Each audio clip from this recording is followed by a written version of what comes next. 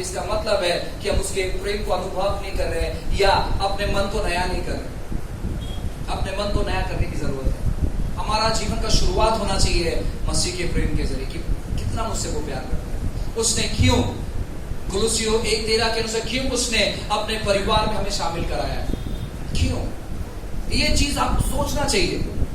अब अपने मन में है ना इसी प्रकार के विचार लो कि प्रभु आप ऐसे कैसे कर सकते हो। मेरा तो जीवन शैली ऐसा है कि कितना प्यार किया आपने मुझसे, इम्पॉसिबल है, असंभव है, लेकिन फिर भी परमेश्वर आपने मुझसे इतना प्यार किया। ऐसे विचार हमारे अंदर चलने चाहिए। सिद्ध प्रेम हर प्रकार के डर को भगा देता है। डर का विपरीत विश्वास नहीं है, या विश्वास का विपरीत डर नहीं है। डर का विपरीत जो है ना, यानी विरोधक जो है ना, वो प्रेम है।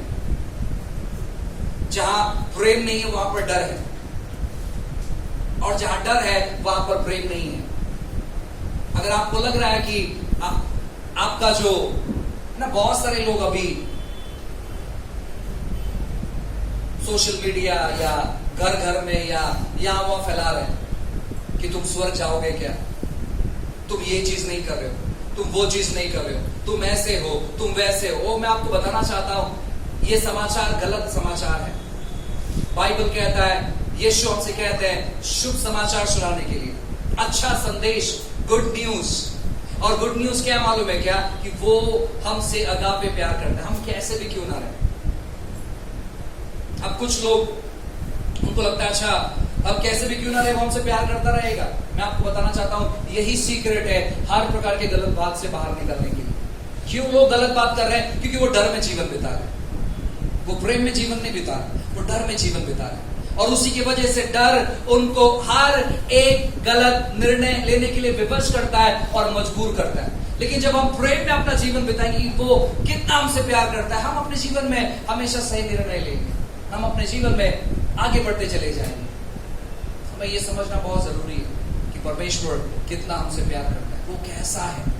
मसीह जीवन का सबसे बुनियादी जो व्यक्ति है वो है परमेश्वर। उसी के ऊपर मसीह जीवन उभरना चाहिए। लेकिन हमने क्या कर दिया मालूम है क्या, उसको निकालकर हमने खुद को रख दिया है वहां पर, और हम कहते कि अगर हम ऐसा करेंगे तो ही हमारा फल ऐसा मिलेगा। ऐसा नहीं है। वो बुनियादी व्यक्ति है, उस पर मसीह जीवन को उभारो। वो मुख्य जड़ है, वो दाखलता है, हम डालियां हैं। हमें कुछ करने की जरूरत नहीं है, बस उसमें हो जाओ और वो हम में होकर सब कुछ करेगा। वो हम में होकर हमें धाड़स देगा ऐसे व्यक्ति को समाचार सुनाने के लिए जो व्यक्ति से सब लोग डरते हैं। वो हम में होकर उस व्यक्ति तक पहुंचेगा जो व्यक्ति बीमार है, और वो हमारे द्वारा उसे चंगा करेगा। वो हम में होकर सब कुछ करने तैयार है। लेकिन आज कलीसिया इस दुविधा में आ गई है कि उससे अलग होकर सब कुछ करना चाहती है ताकि डाली और फले, दाखलता और फले। मैं आपको बताना चाहता हूं उससे अलग होकर हम कुछ नहीं कर सकते। यीशु ने अपने सेवकाई का शुरुआत किया ये शब्दों को सुनकर कि तू मेरा प्रिय पुत्र है, तुझसे मैं अत्यंत प्रसन्न हूं। और शैतान ने क्या किया मालूम है क्या, उसी एक शब्द को चुरा लिया, उसी एक शब्द को चुरा लिया कि तू मेरा प्रिय पुत्र है। शैतान ने क्या कहा मालूम है क्या, अगर तू परमेश्वर का पुत्र है, अगर तू परमेश्वर का पुत्र है, पिता ने कहा कि तू मेरा प्रिय पुत्र है। अपने आप को केवल ये मत कहो जब आप अंगीकार करते हो या कन्फेस करते हो, अपने आप को ये मत कहो कि मैं परमेश्वर का संतान हूं। अपने आप से कहो कि मैं सबसे चहीता हूं। ये वर्ड थोड़ा सा अलग है। जब आप कहते हो कि मैं प्रभु का बेटा हूं, ये कॉमन है क्योंकि दूसरे भी वही कहते हैं। लेकिन जब हम ये कहते हैं कि मैं सबसे चहीता हूं, ये कुछ तो अलग है। और पिता ने यीशु के बारे में यही बात कहा कि तू मेरा सबसे चहीता है। और वो बात यीशु को याद था, शत्रु भले कुछ भी क्यों ना कहने दे, कोई फर्क नहीं पड़ता है। आपका विरोधी, आपका शत्रु या शैतान या दुष्ट आत्मा है, आपके विरोध में क्या कहती है फर्क नहीं पड़ता है। आपके रिपोर्ट्स क्या कहते हैं फर्क नहीं पड़ता है। आप किस बीमारी से गुजरे कोई फर्क नहीं पड़ता। जब आप ये जानोगे कि आप उसके प्रिय हो, अपने आप को उसके प्रिय में ढालो। अपने आप को जानो कि वो आपसे बेहद प्यार करता है। ये जानो कि हमारा मसीह जीवन का शुरुआत है परमेश्वर का प्यार। हम किस प्रकार उसको देखते हैं। आज काफी लोग मसीह की दहशत को कलीसिया में लेकर आ रहे हैं और वो सुनने के बाद हमारा हृदय टूट जाता है। हम बस रोते बैठते हैं कि यार पता नहीं भी क्या है, हम मसीह जीवन ठीक तौर पर नहीं बिता रहे, शायद हमसे बहुत सारी गलतियां हो गई, हमें पश्चाताप करने की जरूरत है। ये सब कुछ ठीक है, ये सब कुछ ठीक है। हमारा पश्चाताप होना चाहिए परमेश्वर के प्यार के ऊपर। हम उपवास करना चाहिए, वो चाहे 40 दिन हो, वो चाहे कुछ लोग 500 दिन का उपवास करते हैं, वो तो बहुत बड़े महारथी हैं, उनको सच में बहुत बड़ा नमस्कार कहना चाहिए, अच्छी बात है। लेकिन ये सब होना चाहिए परमेश्वर के प्यार के ऊपर। आपका आत्मा जीतने का काम होना चाहिए परमेश्वर के प्यार को दर्शाते हुए।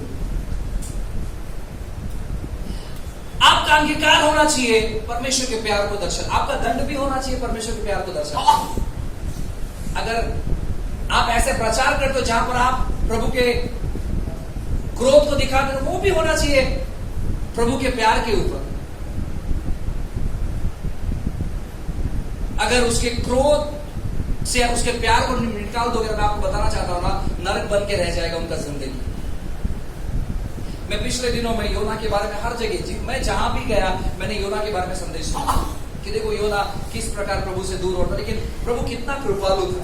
वो हर बार योना से बहुत ही अच्छे से समझाता था, बात करता था कि योना तू क्यों इतना टेंशन ले रहा है, तू क्यों मौत मांग रहा है, तूने पेड़ पौधे को उगाया नहीं और उस पेड़ की वजह से तू मौत मांग रहा है।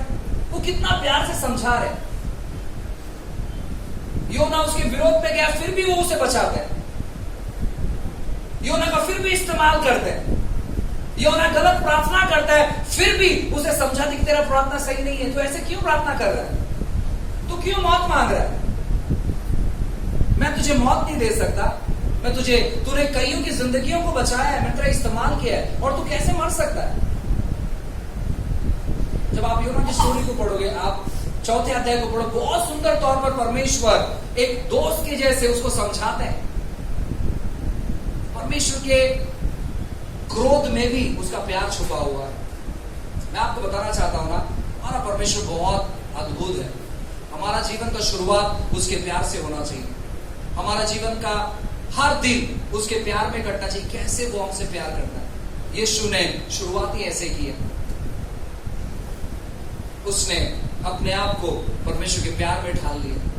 वो हर एक चीज को साइड पर रखता और परमेश्वर के निकट जाता, हर रोज उससे वार्तालाप करने के लिए। उसको मालूम है कि मेरे लिए सबसे इंपॉर्टेंट है उसके प्यार को अपने जीवन में अनुभव करना। मैं आपको बताना चाहता हूं, अगर आज आप अपने जीवन में समस्या, दुविधा, परेशानी, दुख, तकलीफ या जो भी चीज का सामना कर रहे हैं, मैं एक ही चीज बताना चाहता हूं कि यीशु आपसे बेहद प्यार करते हैं और कोई शर्त नहीं है, कोई शर्त नहीं है।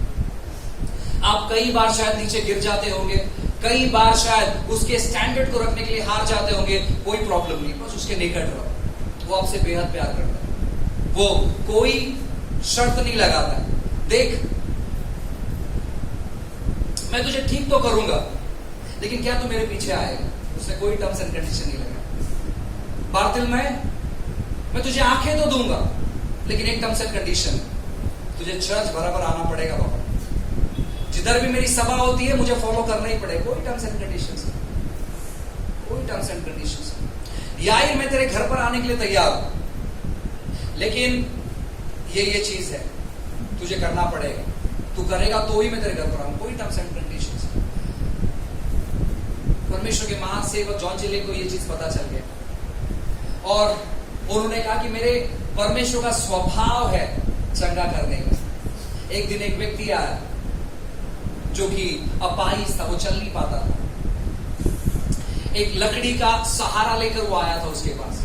उसने कहा देखो जॉन जी ले, मैं आपके परमेश्वर पर विश्वास नहीं करूंगा, फिर भी क्या आपका परमेश्वर मुझे ठीक कर सकता है?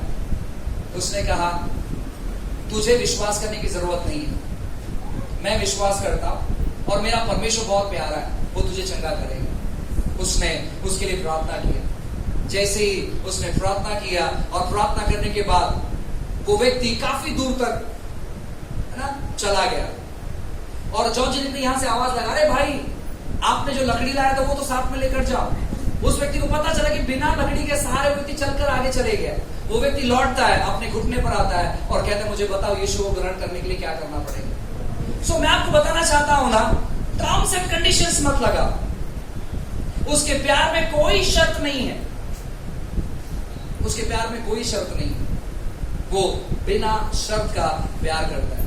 मैं थोड़ा सा अलग हूं, कहीं ना कहीं मेरा शर्त है, लेकिन वो बिना शर्त का प्यार करता है। हम थोड़े से अलग है, आप में भी है ना कोई शर्त है, लेकिन वो वैसा नहीं है, वो वैसा बिल्कुल नहीं है, वो बिना शर्त का प्यार करता है। उसके प्यार में कोई शर्त नहीं है। इसको जानो, जब आप इसको जानोगे, मैं आपको बताना चाहता हूं ना, जो व्यक्ति इस प्यार को जानेगा वो व्यक्ति प्रभु से दूर नहीं जा सकता, वो व्यक्ति अपने परिवार को उससे दूर नहीं लेकर जाएगा, वो व्यक्ति हमेशा उसके आने से पहले वो व्यक्ति वहां पर हाजिर रहेगा कि नहीं परमेश्वर, मैं जानता हूं कि आप कितना मुझसे प्यार करते हैं, मैं कब का मिट गया होता, मैं कब का मेरा अंत हो गया होता, लेकिन परमेश्वर आपके प्यार ने मुझे बनाकर रखा है।